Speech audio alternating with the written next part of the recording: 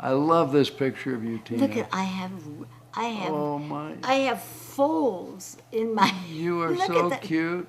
Look at this. Isn't she cute? Look at the fat. Look at the fat in this. Well, you love Mama's milk. Look at that. But I've got dimples. I've got dimples in my really... elbows. I'm so fat. What did John call you? He called me Two-ton tuna. Two-ton tuna. Oh, From she's Tunesville. two-ton tuna from Tunesville. She drinks beer up in the hill. That's two-ton tuna from Tunesville. That's tuna. Tuna bowl. My memories of growing up in Billings, Montana, or Bozeman, Montana, were just, they were happy times. You know, when we were kids, we were well cared for, we were loved.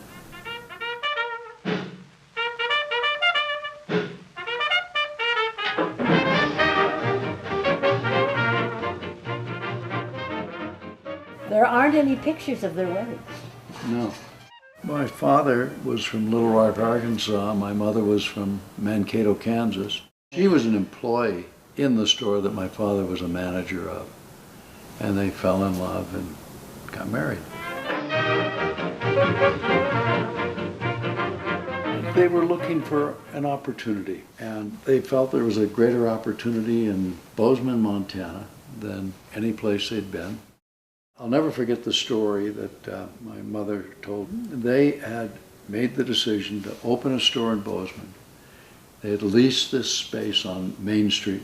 They loaded up their entire inventory, the opening inventory, in the car, and then our father had rented a trailer that was attached to the car. And they were driving across Wyoming, you know, going all of maybe 45 miles an hour in their old Ford car. It was winter, and it was cold, and it was snowy, and the heater didn't work all that well. And my mother was pregnant with me. She looked at my father and she said, I thought he was crazy. Somehow the trailer kind of fishtailed and turned over. Oh, I do remember that. And my mother was certain that this is a horrible idea and it just cannot work. And, you know, this is surely a sign from God that we should not do this. We need to turn around. And, you know, our father, he was a strong guy. He set the trailer up right and reattached it to the car, and he said, Eileen, everything is going to be okay. And, you know, the inventory was still in the boxes and nothing was damaged. And they drove on to Bozeman, opened their store.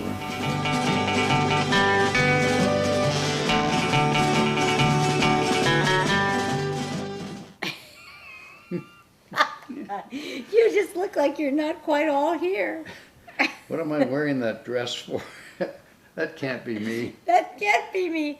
I don't wear dresses. They have me in a dress, no. And booties. Look at what a cute little kid you are. And look at the proud big brother saddling up to his little sister. Look at the size of that pram. It looks a little like a dump truck, doesn't it? Well, and look at this picture, Tina, the way we were dressed. You know, you're all dressed up with your little dress and bonnet, and it looks like a little flower in your hair. And here I am in a suit. Shorts. Yeah, suit. A short suit. Jacket and a hat. Very stylish. Very stylish. Oh, well, they were in the apparel business, and I guess that it was important. Yeah, it's important to dress well. Oh, isn't that a sweet little picture? That's first day of school. Oh, Tina. Look, and I have that even fancy got a hat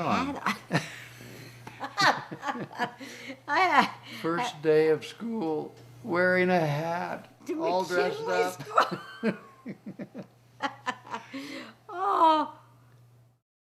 This is a cute picture of Mother and Daddy, don't you think? Yeah, they look very happy together there. I think our mom is kind of showing her love, her adoration for our father. I mean, there was a wonderful wonderful, loving relationship between them in those years. Uh-huh.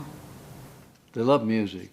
Yeah, they would roll up the carpet and dance. Do you remember how they loved to dance? God, yes. You know, and in those days, you know, it was a Victrola.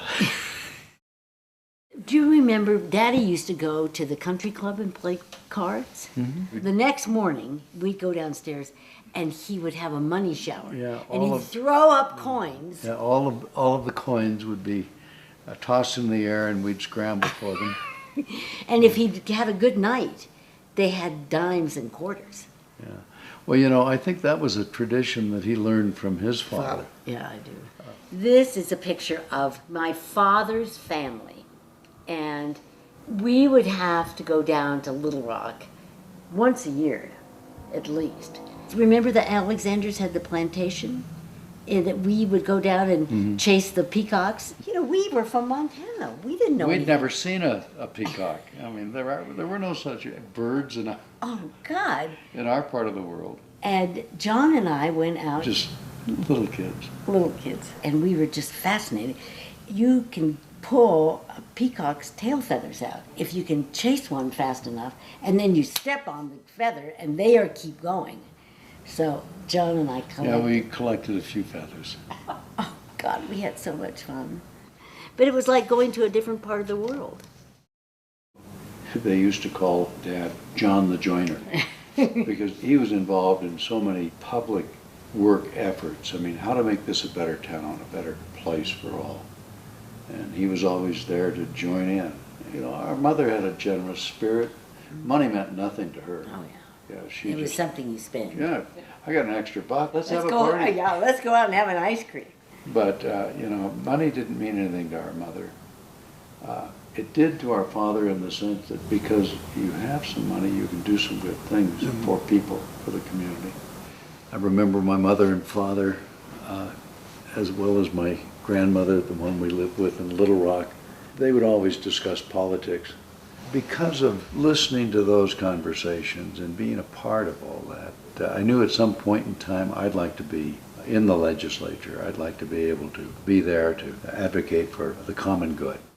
One thing that made a difference, on Montana Avenue, there were always these young prostitutes. And these were young girls that would come to town from the small towns around. You know, they'd been abused by their father or their uncle or the family friend. And they just had to get away from that horrible environment. And they'd come to Billings. You know, they have no money, they have no income, they have no job skills. And there were always these pimps around that would hit on them. So I brought forward a bill that would make it a felony to be a pimp.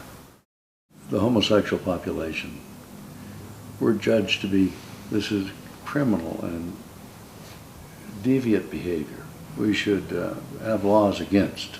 And I said, you know, that's wrong. God had simple instructions. He said, love one another. Don't judge one another, love one another. My first session, a kid was stabbed at Billings Senior High School, and a pistol was discharged in the parking lot at Skyview High School.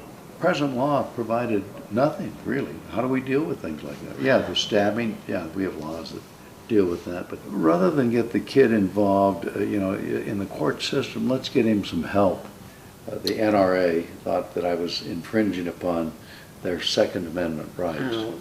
I did get that bill passed, but not in the first session. I've really enjoyed having a seat at the table. I did some good things, and I'm really glad I had that opportunity.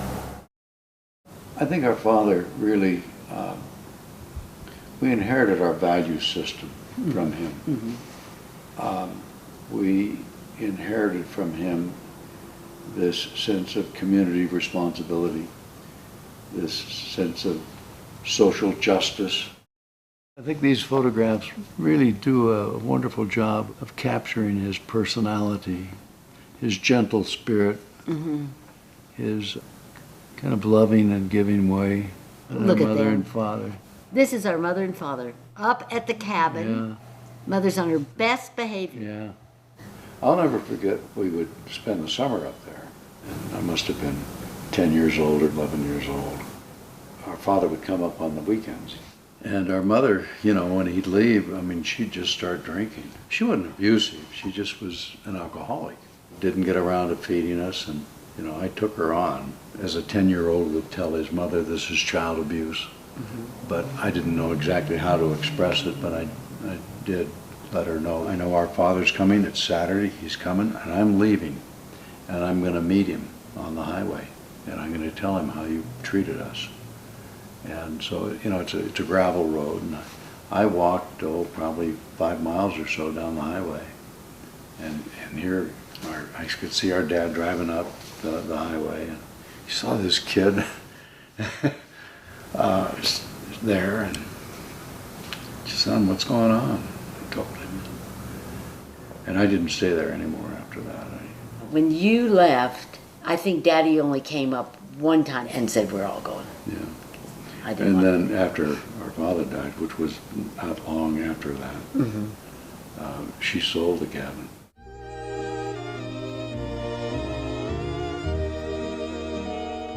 Look at how cute you are. Oh, look how cute you are. It looks like we just finished a bowl of popcorn. Our dad looks very happy there. He looks relaxed. Yeah. Big bottle of booze. I remember that shirt. It's a wool shirt. Yeah.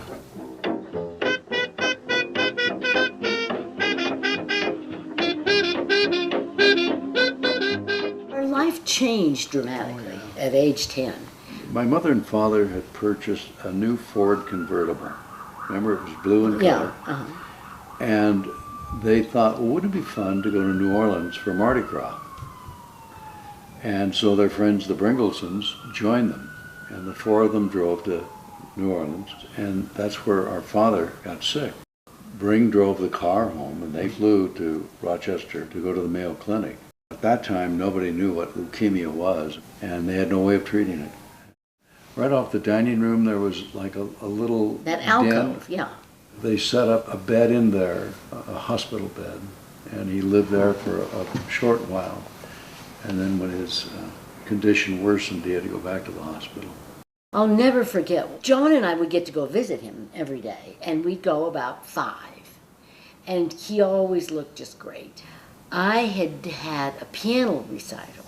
I had played Beethoven's Moonlight Sonata, and I was so proud of myself because I made it through without a hitch. And so we got home, and Mother had to go off someplace, and you had gone off someplace. So I just decided I would scamper up to the hospital. So I ran up there, and I snuck in the back stairwell. And I waited until there wasn't a nurse around, and I sneaked down and I popped into Daddy's room. And I'll never forget it, because he was absolutely gray, just lying there, just out of it. And that's when I realized that every day he had gotten a transfusion just before we came, so that he was always rosy and he was sitting up. I remember how absolutely furious I was that they had tricked us. Of course, his passing was the saddest event of my life, you know, until my wife Betty died.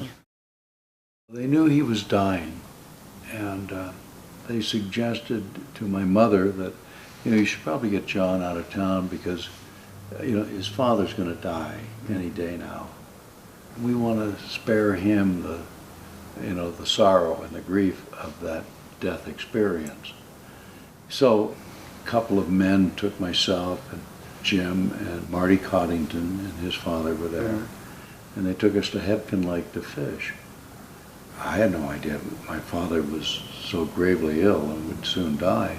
Every night they would call to see how my father was doing, and they said, he's going to die today, and so you better get John home to be with his mother and his sister. They didn't say your father's dying, they just said, well, fishing's not that good, we're going to go home. And I understand things like that, and so we're driving to Columbus, and we stop in the drugstore there. Dr. Marks called. He came back to the car and he said, well, John, your dad died. And I said, God, what do you mean my father died? I mean, I was just, I I was so disappointed and so angry that I couldn't just hold my father. Yeah. That was shitty. That was just, I'm with you. And they didn't tell me either that Daddy was so gravely ill. Yeah, we just, But, our father was... I wanted to be there with it when he died. I wanted to hold him in my arms. Yeah. Well, I woke up with Father Mizuta, he was the priest at our church. He's a Korean that was, he was a Norwegian, his one parent was Korean and the other parent was Norwegian. So he was this great big tall, very Asian looking man. And I woke up and he is sitting on the edge of my bed. And he is the one that told me that my father had died. And with that, I got out of bed and I went into my closet and I closed the door. And I sat down in the far end of my closet, put all my clothes around me. And Mother was downstairs. There must have been already 50 people in our house. And then a party began. I mean, the drinking, the smoking, the eating. So I went outside and I waited on the curb outside until John came. It was the worst day of my life, just the pits. But then, John and I kind of made a decision that we weren't going to cave, that we were not going to have this ruin our life. And I kind of remember the two of us talking and sort of deciding that, no, we're going to stay together, and this is not going to be the end of our life. We're going to live out a good life, a noble life with purpose. Wow. It was lousy. But, we don't get to choose those things.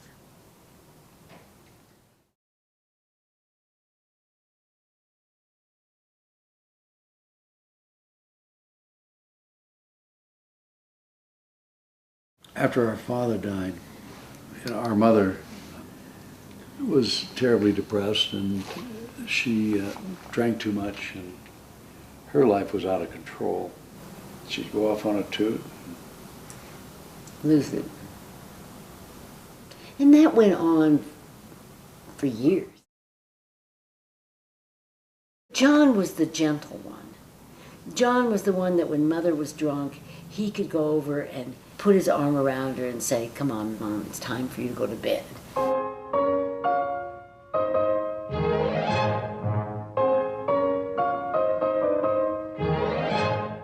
Mother never had an engagement ring from our father, so John and I decided that Mother needed a diamond ring. So we saved up our money and we went down and bought her a diamond ring for her Christmas present that year.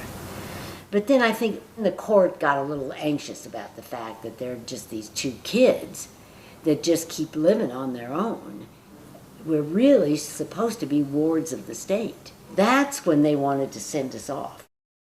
You were going to go to Shattuck and I was going to go to St. Mary's. Yeah. And so remember we went down and spoke to the judge, said we don't want to do that. We don't want to be separated. We're going to live as we have been and be with each other. We don't want to be separated. Our grandmother really saved our life. We were provided a loving home. Yeah. I was 15 years old then. You were 13. And I was raised in hell. I was going to be sent to a foster home, and you were too. And our grandmother, who was then probably 75 or 80 years old, said, "My children are not going to go to a foster home. They're going to come live with me." And she lived in Little Rock, Arkansas. So when school was out, we loaded all of our things in the family Ford. And this was 1952, and before the interstate highway was built. And I drove us to Little Rock, Arkansas. Except when we got to Joplin, Missouri. I wanted to kill you. I said, "No, John, you're going the wrong way. You're supposed to turn right." And he said, Tina, I'm She was driving. right. She was right. So with that, I said it again, and he leaned over right across me like this and opened the door, and then he took his foot and went like this, and he shoved me out of the car onto the ground and drove off. Came back for her. I did. Oh, honey, not immediately. I must have had to wait 15 or 20 minutes. And at first I was just laughing. I thought it was a lark. And after 15 minutes, I was fighting back tears. I didn't have my handkerchief. I didn't have my pocketbook. I didn't have anything. And when he drove up, I did not say a word. I just opened the door, got in, and leaned over and gave him a kiss, and all was well.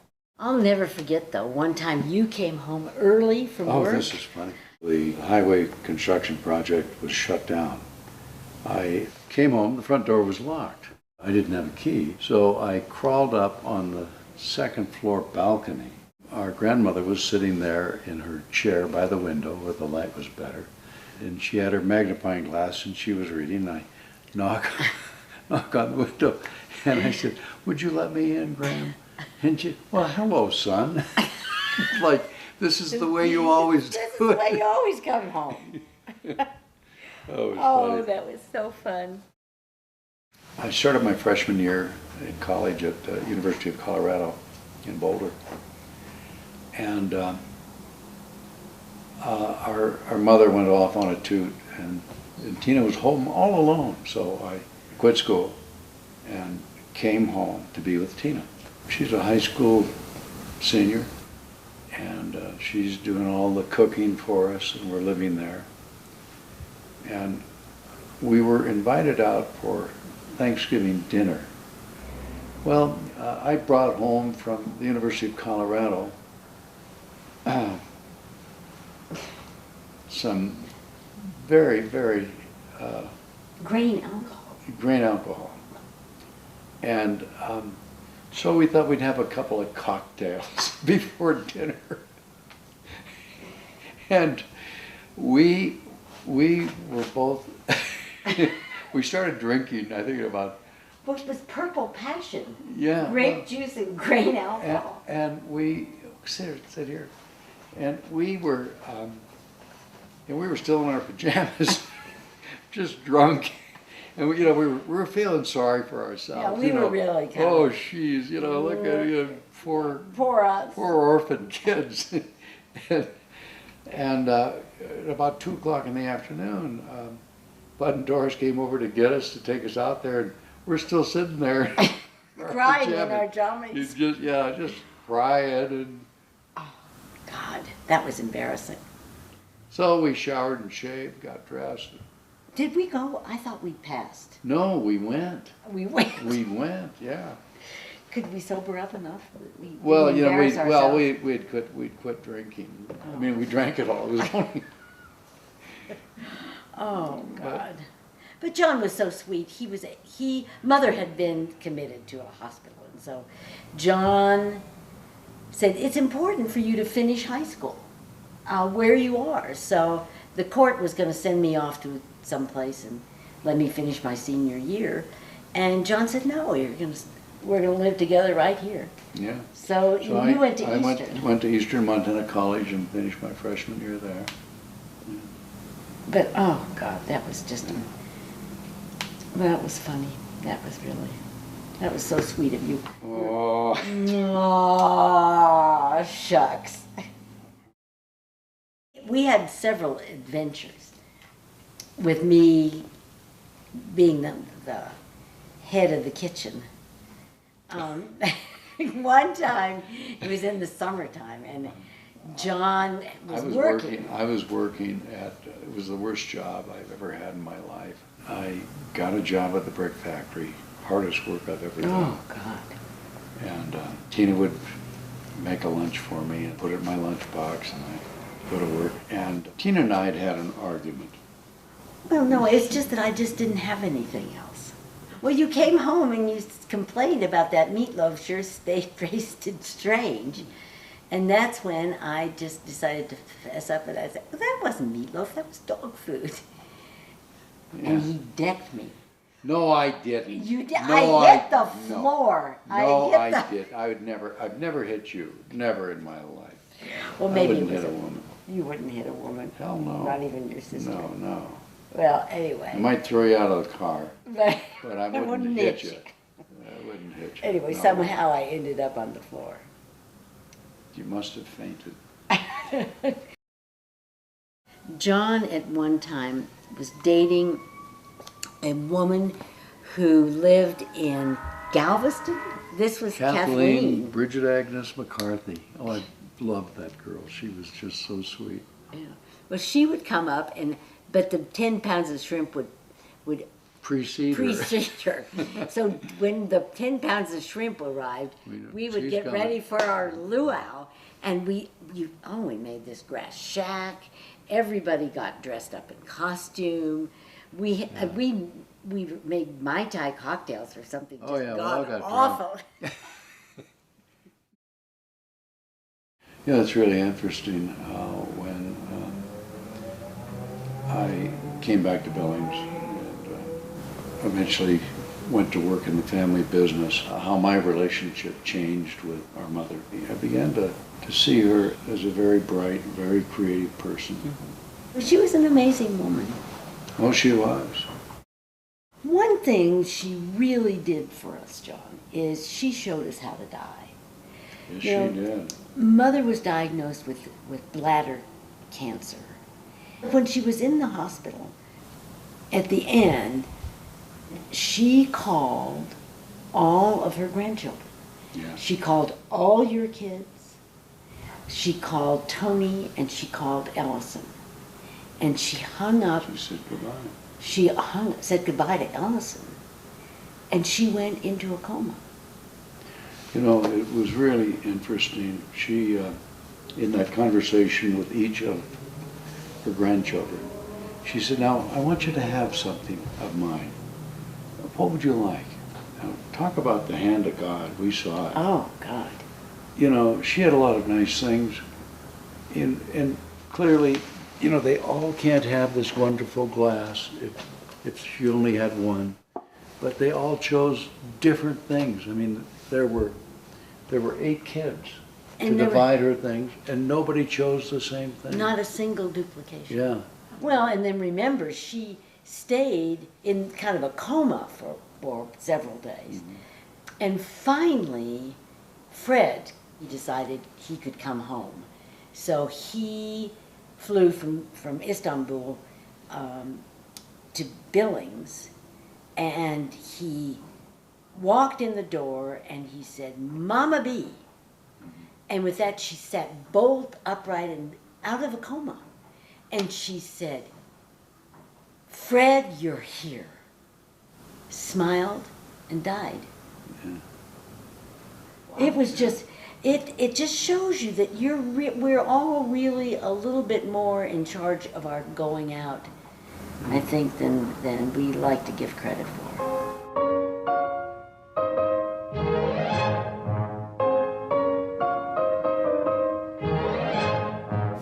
Well, we'd had a wonderful, rich life, John. Oh, yeah. Oh,